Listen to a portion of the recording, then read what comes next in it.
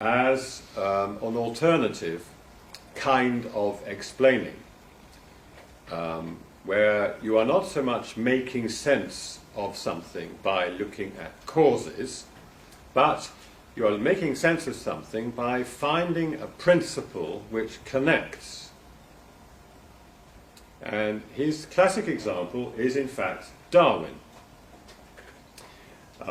If you think of what Darwin actually argued at the time, in 1850 or so, okay, he argued that the idea of natural selection made sense of a huge variety of different sorts of data dealing with species and so on and so on and so on, and why certain species tended to survive, and how they adapted to their environments, and a mass of other things.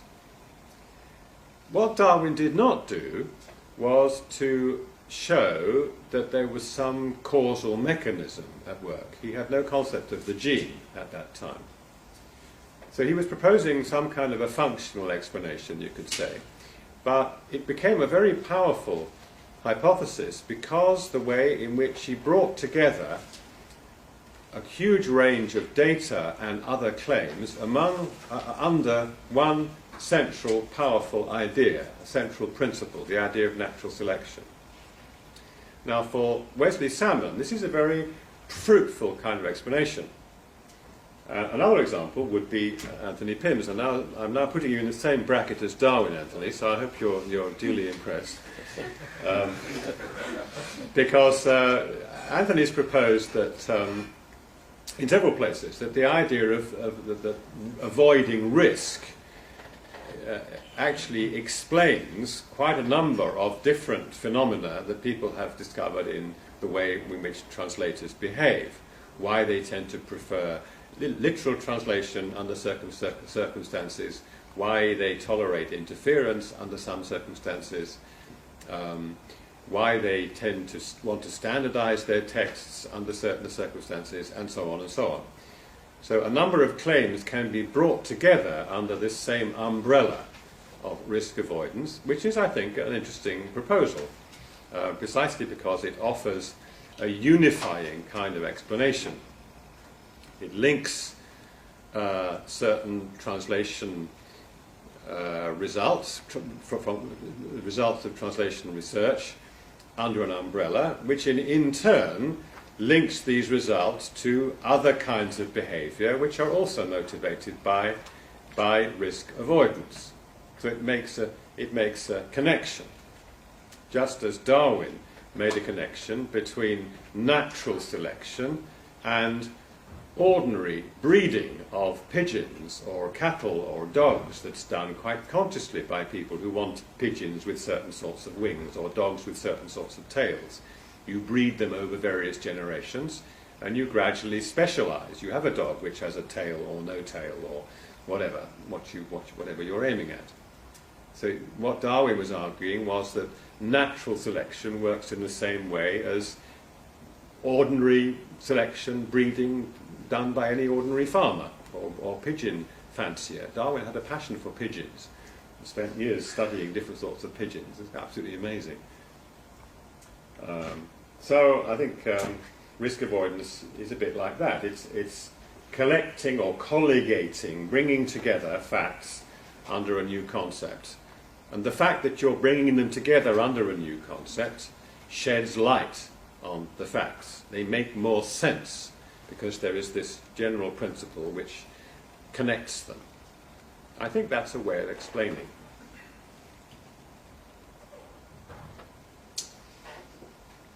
The fourth kind, which is also to be found in Salmon's book, but not quite as a separate category. This is my interpretation now a bit. I have, for Salmon, these are connected, but for me I think they're not quite so connected as he makes them. This is the idea that you can explain by contextualizing, which is really another way of saying that the First World War could be explained by putting it in the context of the various individual conditions, like the assassination of the Archduke, which contributed to the outbreak of the war. So you could say that history is involved with contextualizing, among other things, of course. So if you can show that a given phenomenon, your X that you are trying to explain, if you could show that it somehow fits into a wider network, a nexus of other phenomena, then it's a kind of explanation too, I think.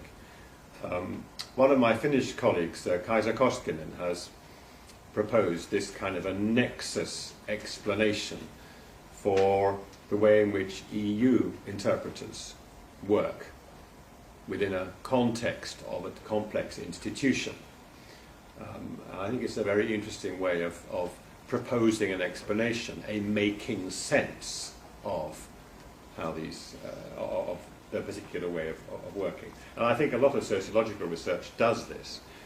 We have agent network theory in sociology, which has been applied to translation by several scholars. And it seems to me that this is in itself explanatory in the sense that it explicitly tries to place individual phenomena in a network of other agents in this case. So contextualizing is also a way of showing connections and so on. Now, if there are at least these four different types, okay, if you accept all these within a broad definition of explanation, unifying, generalizing, looking at causes, and contextualizing, if these are all parts, all ways of explaining, patterns of explaining, then it may be also the case that any one of these is not sufficient. That if you really want to explain something, maybe we need to appeal to multiple explanations, not just one. This is a point made by several scholars. You can always add another explanation, which may give more depth to your understanding. It may increase your understanding. Think of Santa Claus again. You can say to the child, the presents were brought by Santa Claus, and the child can be satisfied. But after a certain point, the child might want more information. How did Santa Claus get here? How did he get down the chimney? Does he have assistants? What does Daddy have to do with Santa Claus? And so on. I remember our Santa Claus was always my daughter's godfather, who always used, for some strange reason, he would come on Christmas Day, and then about 10 minutes after he had arrived as Santa Claus, he would arrive again for lunch. And I remember one year, our daughter noticed that Santa Claus actually had the same kind of watch as her godfather, who came to lunch 10 minutes later. And she was curious, how come this? So we had to then make an explanation which was a bit more detailed and more realistic than the previous one. So one adds another explanation, of course, in that case. And why does he do this? Well, the custom and so on and so on. Okay, so it may be that there is a chain of multiple explanations that are related, that you need to give if you want if you want to deepen your explanation. Or maybe there is a cluster, and maybe in this cluster of explanations or ways of explaining there are also relations which are unclear and which need to be explained. And maybe we should combine different types of explanation. There's a nice quotation by Salmon, which I give here, where he questions the very possibility that there ever could be the explanation, the final explanation. And I think there's something in that. Science never stops still, does it? Our knowledge doesn't stop. There's always another explanation that you can give. So if you read this text briefly, if you can see it clearly enough, there may be several different correct explanations. Now, I think that's an interesting point. There may be, for example, both correct causal explanations and correct unifying explanations. maybe if you give both sorts of explanation, you have explained even more than if you just gave one sort. I'll give you a moment just to read that.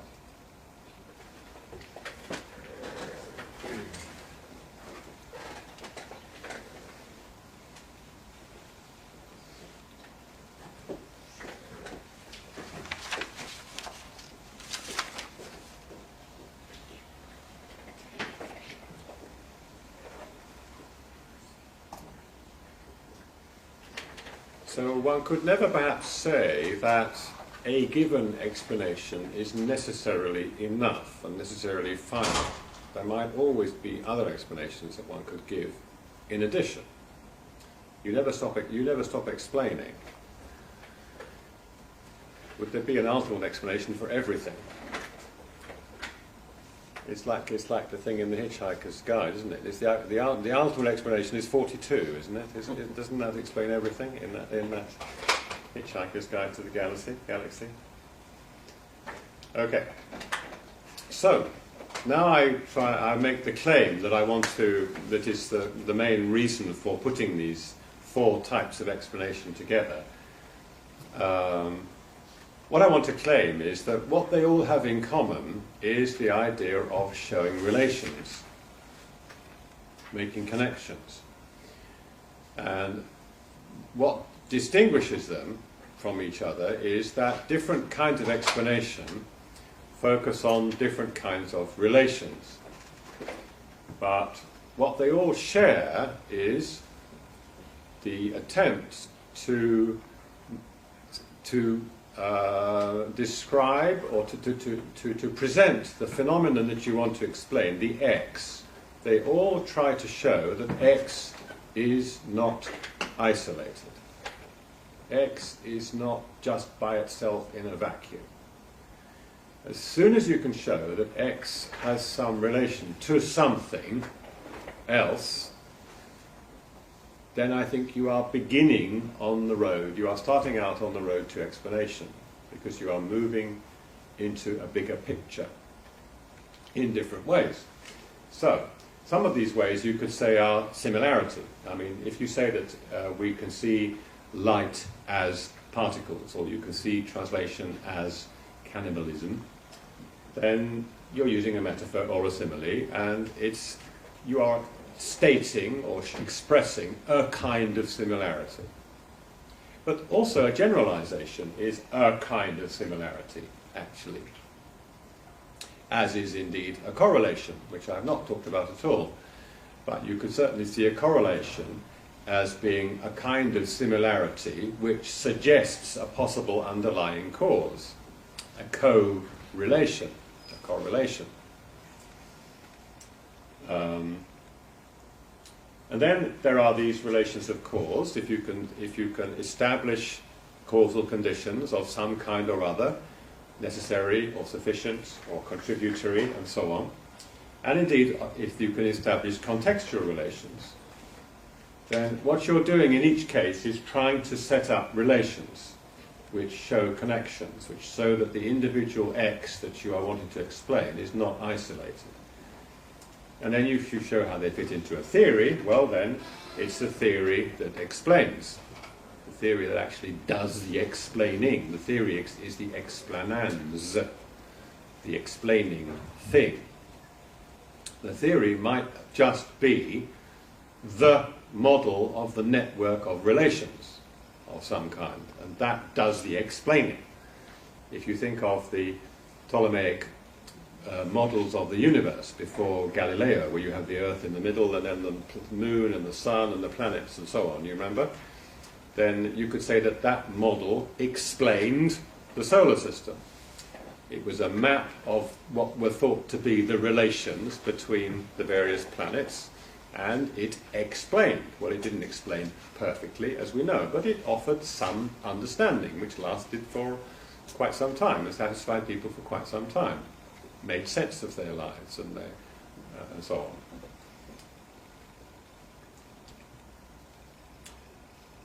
Ian Forster wrote a wonderful novel called Howard's End, which is based around the motto, "Only Connect." And what he was talking about was human relationships, of course. But I think it's a very nice motto for anybody wanting to explain something. If you just try to see the connections, every connection you make lessens your puzzlement in the first instance, until you go on and ask again, why is there that connection? As soon as you ask why there, then you have another stage of puzzlement, and you go on looking for more connections. I think this also gives us a way of understanding what is meant by explanatory power, because it is customary to say that some theories explain more than other theories. It has been argued, for example, that in translation studies, which is my field, that theories of translation that only refer to the skopos, one kind of cause, you might say, are weaker than theories that include more kinds of cause, because a wider theory, which doesn't only look at purpose, allows you to make more kinds of connections. There's some very interesting work in translation theory these days which deliberately sets out to use multiple causes and to build multiple explanatory models which would explain why translations look the way they do. So the more relations and the more kinds of relations and the bigger the networks, the more general the theory gets, and the more powerful the explanation is, I think. And also the more you move from description to explanation. So now we are really coming to the final couple of slides here, and then there can be plenty of time for discussion, I hope. Two reservations, really, two caveats. The first caveat is chance. One of the frustrating ideas that's coming out of quantum physics, has come out of quantum physics in the last 100 years or so, is the fact that at bottom, a great deal of what we thought was understandable turns out just to be chance. There is this random element in the way in which particles move around in mysterious ways. And it has been claimed by one physicist that maybe chance is actually a more fundamental concept than causality itself. Now that really makes one think. That maybe all our attempts to find causes are doomed if we think that we will only be satisfied when we have found the 100% accurate absolute cause or explanation.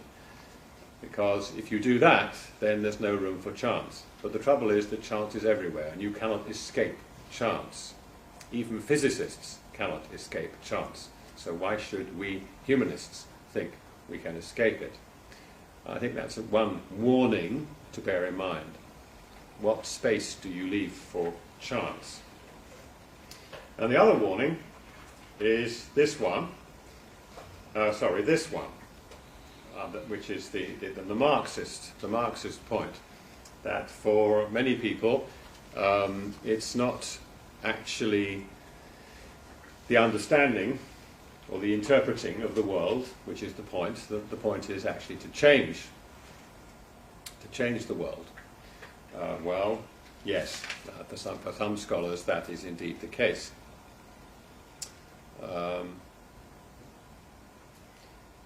So explanations need to be tested, which is this one. Any explanation needs to be checked out and tested against others by a prediction, pragmatically. How good is it? How well does it work? I won't go into that right now. And how it can be compared with other hypotheses and so on. So you test your explanation, yes, obviously. But the place where I would really like to end is here, which is, I think, my favourite quotation on this topic, which links up with chance, and it links up with the idea that no explanations are final. This is by Forti. Forti is a paleontologist. Is that the word I want?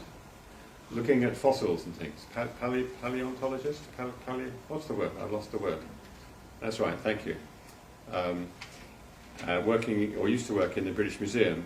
And he wrote a wonderful book about the geology of the Earth, how gradually showing how geologists gradually understood how the Earth was constructed and so on, geologically.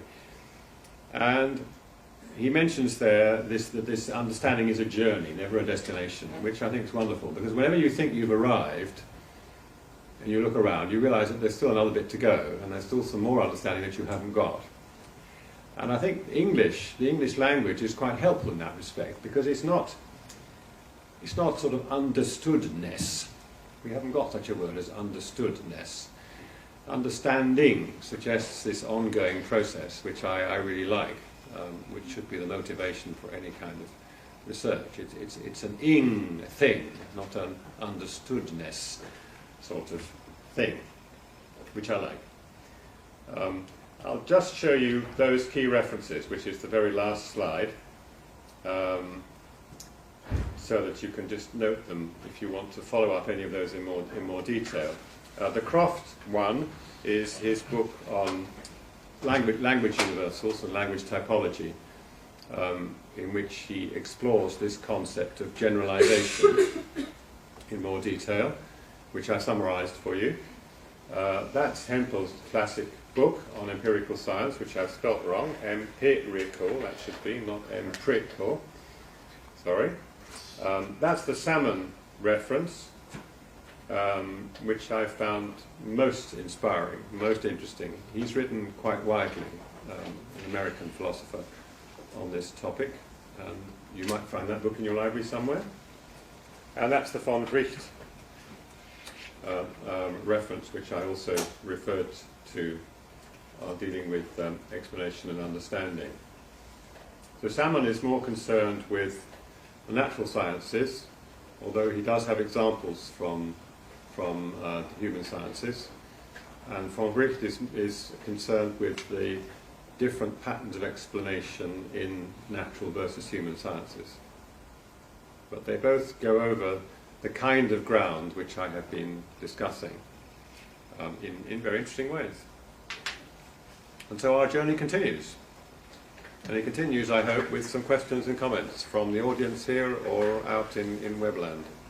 Thank you, Andrew.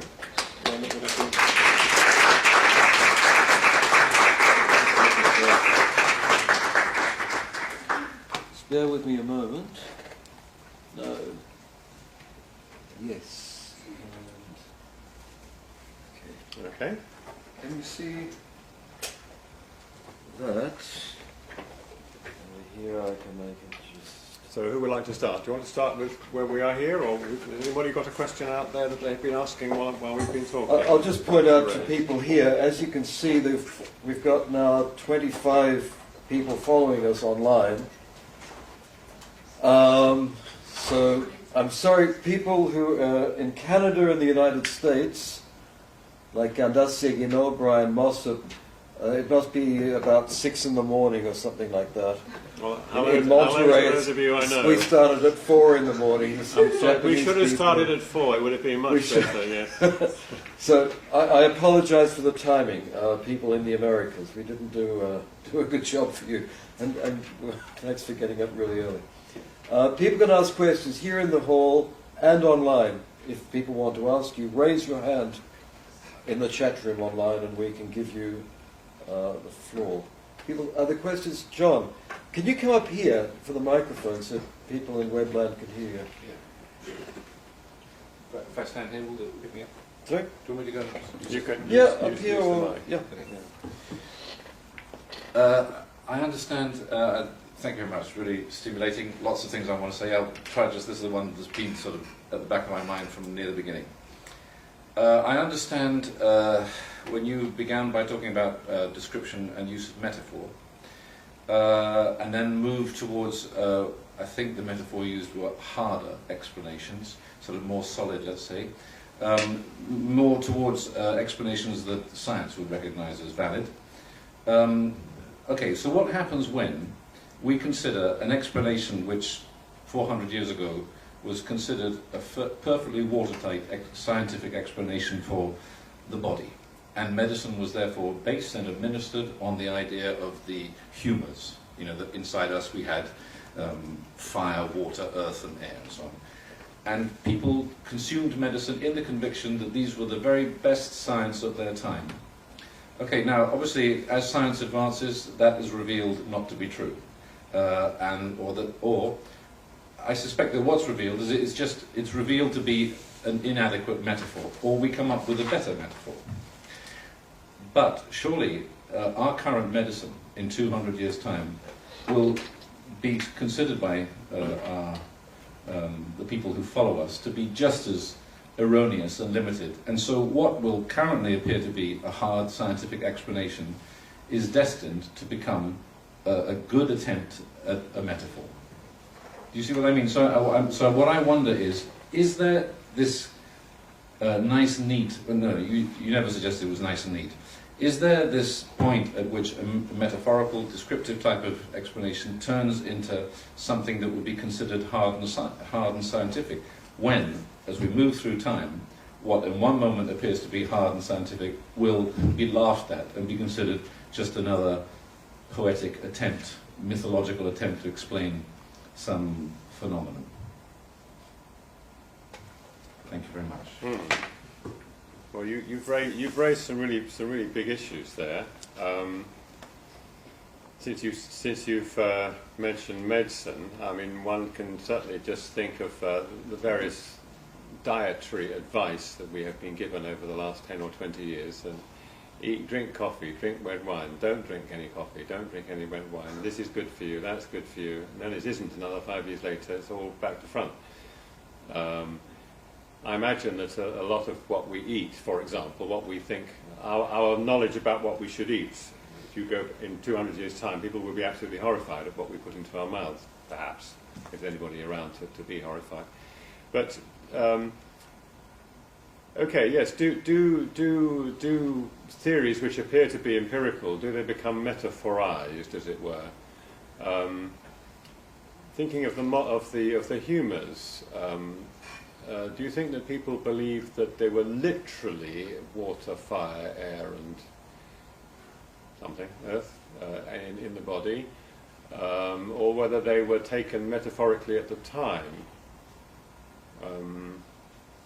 Shall I answer? Well, I'm thinking, hang on a minute, I'll think aloud for a bit and then you can come back. When Okay. you go to the doctor and he tells you, oh no, you've got microbes, you take that. You don't take that, well, this is just a metaphor. You take Okay, that so the doctor said I've got microbes. Is that what doctors say these days? Have you got microbes? John's as well? got John's got microbes. John's got microbes, okay.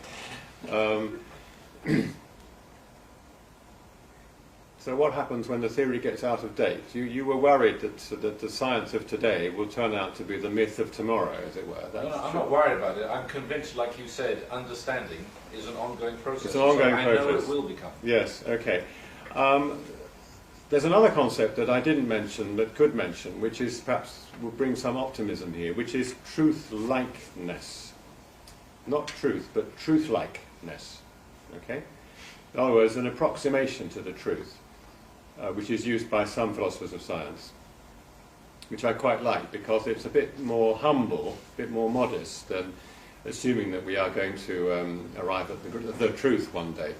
The idea here is that one can hope, one probably believes that the medicine, for example, since you started with medicine, our medical knowledge of today is more truth-like than our medical knowledge of 400 years ago. But it may be that in another 100 years' time that it will be still more truth-like.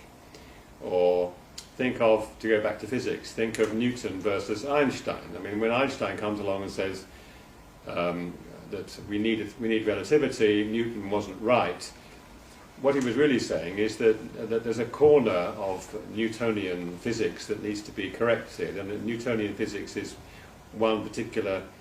It explains something but not everything, and I can give a bigger context which would explain other things. So it's a kind of a slight correction, you might say. He's not really saying that Newtonian physics is useless. because all that was built on Newtonian physics, all the Victorian engineering projects and goodness knows what else, they clearly work. So a theory, and we should bring in effects here too, a theory or an explanation has effects, but the effects are real, they're not metaphorical, even though the theory may have a metaphorical content. Now I'm losing the thread of what you were asking. Rephrase the question again that you started with. I've lost the thread, I'm afraid, there. Or we could move to a new question. Well, let's just give him one more chance. Give him a chance. Can you rephrase? And I'll rephrase for the... In the continuum between metaphorical description to hard science, Okay. obviously in the university we are led to believe that we're trying to move always towards the harder science end of things. Well, I'm not... yes. Is there a continuum between the metaphorical and the hard science? Okay, no, I was going to think that the suggestion is that there isn't. That when something moves into a